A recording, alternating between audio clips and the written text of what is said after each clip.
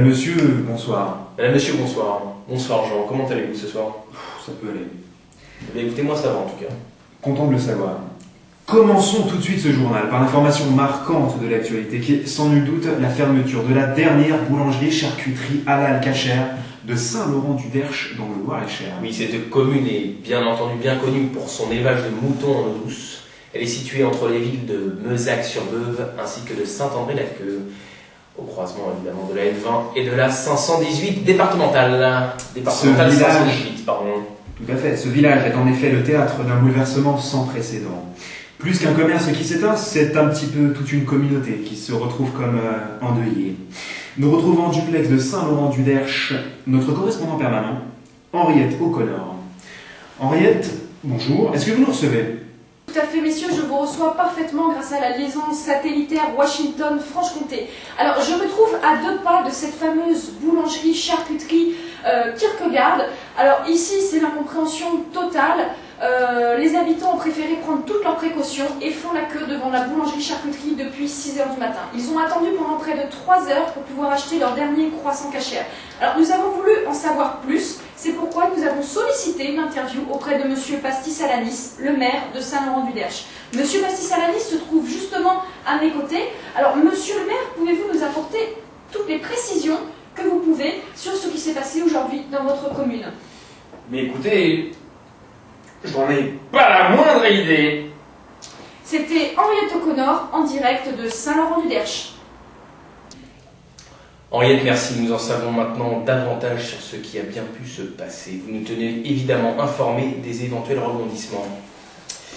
Fait d'hiver dans le Périgord, un père de 4 enfants a essayé de faire manger une choucroute garnie à son plus jeune fils de 2 ans et demi.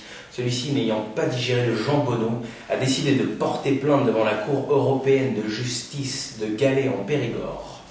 Le père encourt évidemment, comme dans les cas précédents, une peine de 15 minutes de prison ferme.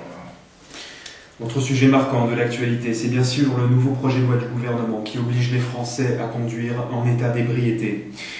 Cette mesure suscite bien évidemment un sentiment mitigé au sein de l'opinion publique. Tout de suite, un reportage de Jean-Pierre Descombes et de Tony Danza.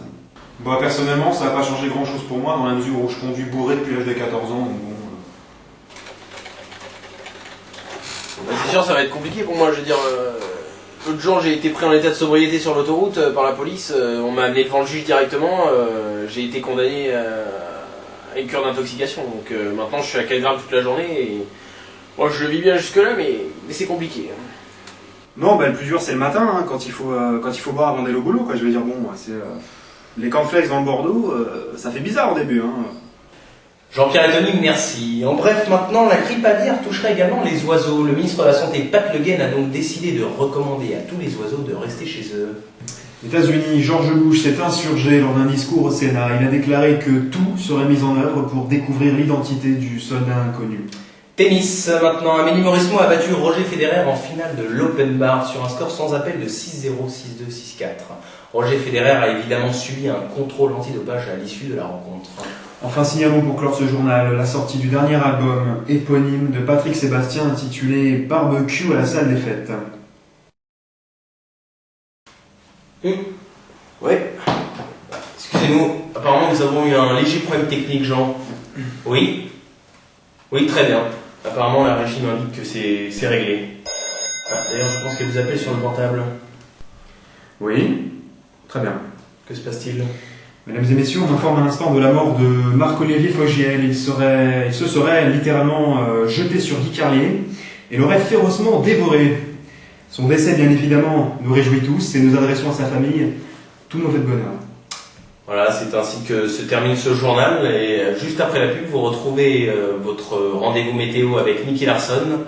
Et après, à 22h30, vous retrouvez votre rendez-vous cinéma du lundi soir avec les grands classiques. Ce soir, les Tortues Ninja en Normandie. Alors, nous tous, on se retrouve évidemment à la même heure demain soir. Bonsoir Jean. Bonsoir Fred. Et bonsoir à vous.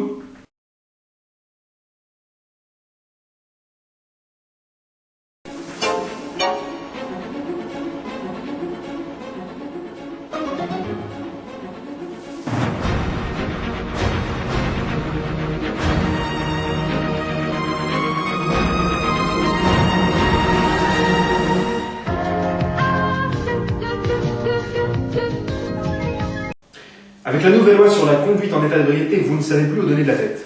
Vin, Malibu, bière, martini, nous disons stop. Choisissez la vodka Smirnoff. La seule boisson capable de vous mettre 3 grammes dans le sang en moins de 2 verres et de vous faire rendre dans la soirée sans gueule de bois le lendemain. Smirnoff, la boisson préférée de David Hasselhoff. Suggestion d'accompagnement.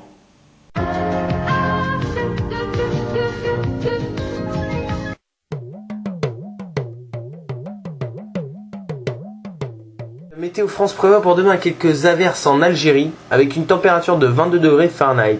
Du côté du Soudan, on attend des températures atteignant des records avec 62 degrés. Au Mozambique, une prise d'otage est à prévoir vers 12 h après dissipation des brumes matinales. Comme vous pouvez le voir en Tanzanie, 2 attentats à la voiture piégée seront commis entre 14 et 16 h. Le premier contre le président Pascal Sevran et le second contre le vice-ministre Gargamel. Enfin, du côté du Nigeria jusqu'en Angola, un gros coup de tonnerre s'abattra en début de soirée, provoquant la mort de milliers de fourmis s'étant rassemblées pour les fêtes de fin d'année. Demain, le soleil se lèvera tard et se couchera de bonne heure et nous fêterons les Moussa et les Mohamed. Je vous souhaite une bonne soirée. Tout de suite, le tirage du loto sportif.